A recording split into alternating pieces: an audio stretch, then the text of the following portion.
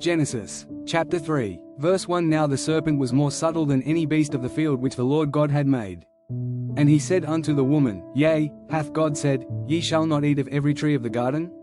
Verse 2. And the woman said unto the serpent, We may eat of the fruit of the trees of the garden. Verse 3. But of the fruit of the tree which is in the midst of the garden, God hath said, Ye shall not eat of it, neither shall ye touch it, lest ye die.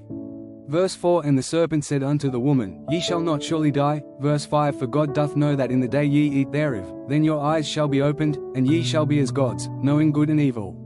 Verse 6. And when the woman saw that the tree was good for food, and that it was pleasant to the eyes, and a tree to be desired to make one wise, she took of the fruit thereof, and did eat, and gave also unto her husband with her, and he did eat.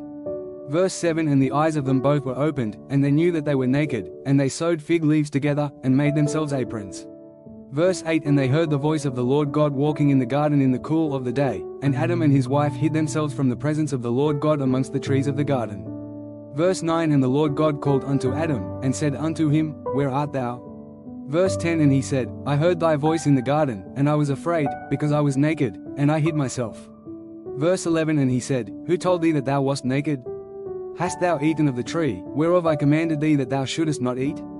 Verse 12. And the man said, The woman whom thou gavest to be with me, she gave me of the tree, and I did eat. Verse 13. And the Lord God said unto the woman, What is this that thou hast done? And the woman said, The serpent beguiled me, and I did eat. Verse 14. And the Lord God said unto the serpent, Because thou hast done this, thou art cursed above all cattle, and above every beast of the field. Upon thy belly shalt thou go, and dust shalt thou eat all the days of thy life. Verse 15. And I will put enmity between thee and the woman, and between thy seed and her seed. It shall bruise thy head, and thou shalt bruise his heel. Verse 16. Unto the woman he said, I will greatly multiply thy sorrow and thy conception. In sorrow thou shalt bring forth children, and thy desire shall be to thy husband, and he shall rule over thee.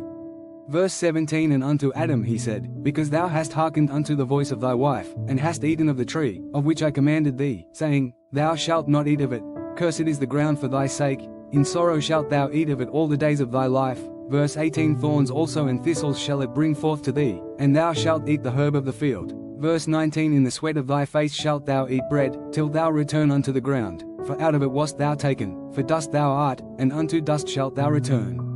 Verse 20. And Adam called his wife's name Eve, because she was the mother of all living. Verse 21. Unto Adam also and to his wife did the Lord God make coats of skins, and clothe them. Verse 22. And the Lord God said, Behold, the man is become as one of us, to know good and evil. And now, lest he put forth his hand, and take also of the tree of life, and eat, and live forever. Verse 23. Therefore the Lord God sent him forth from the Garden of Eden, to till the ground from whence he was taken. Verse 24. So he drove out the man, and he placed at the east of the Garden of Eden cherubims, and a flaming sword which turned every way, to keep the way of the tree of life.